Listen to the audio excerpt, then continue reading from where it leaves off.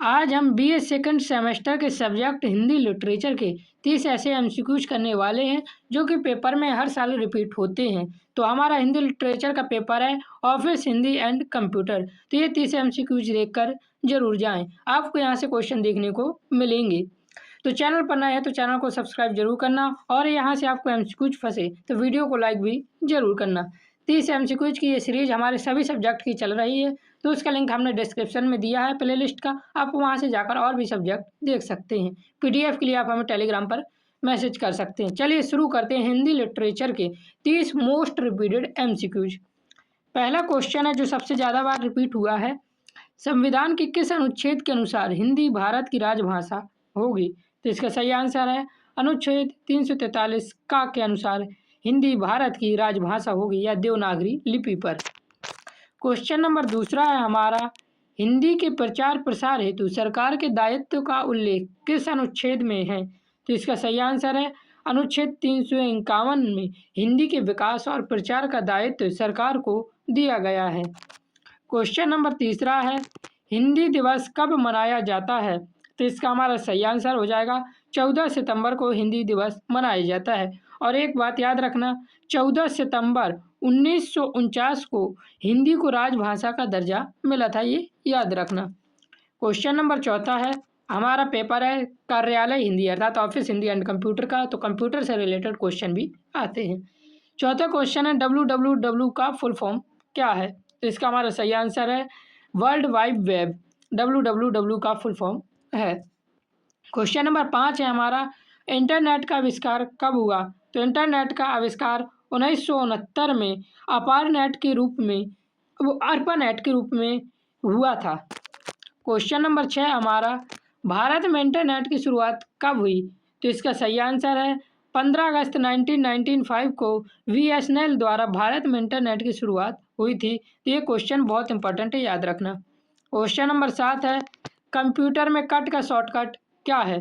तो control X से चयनित टेक्स्ट अर्थात जो हमने सेलेक्ट किया हुआ टेक्स्ट होता है वह कट हो जाता है। क्वेश्चन नंबर 8 है, गूगल ड्राइव कितने जीबी मुफ्त देता है? ये इंटरनेट से जुड़ा क्वेश्चन है, तो इसका सही आंसर है 15 जीबी मुफ्त स्टोरेज गूगल ड्राइव देता है, ये तो सभी को मालूम ही होगा। क्वेश्चन नंबर 9 दिया हुआ है, ऑनलाइन ज्ञान प्राप्त करने की प्रक्रिया को क्या कहते हैं? तो ऑनलाइन ज्ञान प्राप्त करने की प्रक्रिया को ई लर्निंग कहते हैं। इंटरनेट के माध्यम से सीखना ई लर्निंग कहलाता है।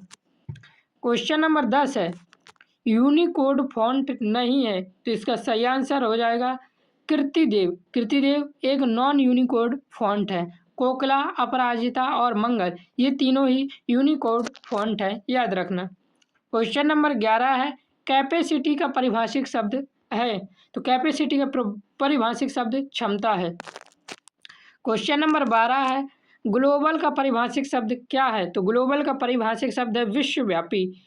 ग्लोबल का अर्थ पूरे विश्व से संबंधित होता है, इसलिए विश्वव्यापी है। क्वेश्चन नंबर 13 दिया हुआ है, ऑफिशियल लैंग्वेज का हिंदी रूपांतरण क्या है? तो ऑफिशियल लैंग्वेज को हिंदी में कार्यालय हिंदी कहते हैं, और ऑफिशियल लैंग्वेज का उपयोग सरकारी कार्यों में होता है।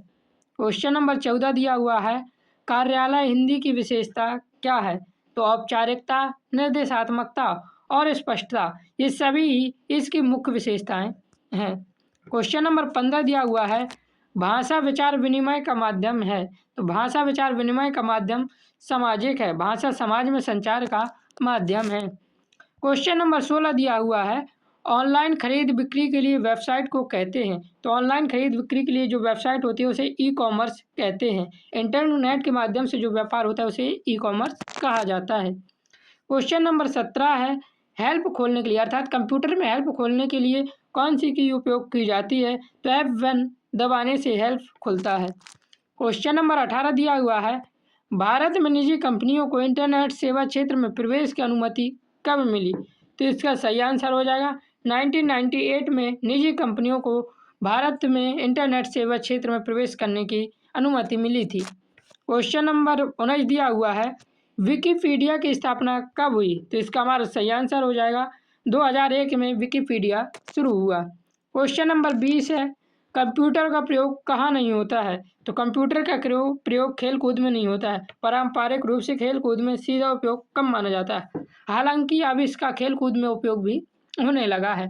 तो मैंने यहाँ को अब तक 20 रिपीटेड क्वेश्चन करवाए हैं, 10 और बचे हैं। वीडियो को लाइक नहीं किया है तो लाइक जरूर कर देना, चैनल पर नए हैं तो सब्सक्राइब करना, और आप किस यूनिवर्सिटी से और आपके किस सब्जेक्ट का एग्जाम किस डेट को है हमें कमेंट में ज़रूर बताएं। क्वेश्चन नंबर 21 है, इनमें से कौन सोशल मीडिया या नेटवर्किंग वेबसाइट नहीं है? तो तेजो पे एक सोशल मीडिया प्लेटफॉर्म नहीं है। फेसबुक, वीचैट या और एक्स ये सोशल मीडिया प्लेटफॉर्म है। क्वेश्चन नंबर 22 है, इन्फिनिनेट का उपयोग किस कार्य के लिए किया जाता है? तो ज्ञान विज्ञान सामग्री के लिए इसका उपयोग किया जाता है।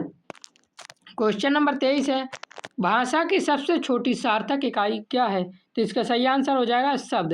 भाषा की सबसे छोटी इकाई वर्ण है, लेकिन सार्थक इकाई है जिसका कोई अर्थ हो, जिसका कुछ मतलब हो, वह सबसे छोटी शब्द है। क्वेश्चन नंबर 24 दिया हुआ है, न्यायालय की भाषा संबंधी अनुच्छेद कौन सा है? तो न्यायालय का भाषा संबंधी अनुच्छेद 348 है। उच्च न्यायालय या सुप्रीम कोर्ट की भाषा 348 अनुच्छेद से संबंधित है। क्वेश्चन नंबर 25 है, प्रथम राजभाषा आयोग का गठन कब हुआ? इसका सही आंसर हो जाएगा 1955 में इसका गठन हुआ था, प्रथम राजभाषा आयोग का। याद रखना, very important question. Question number 26 दिया हुआ है, राजभाषा अधिनियम 1976 के अनुसार भारत को कितने भागों में बांटा गया?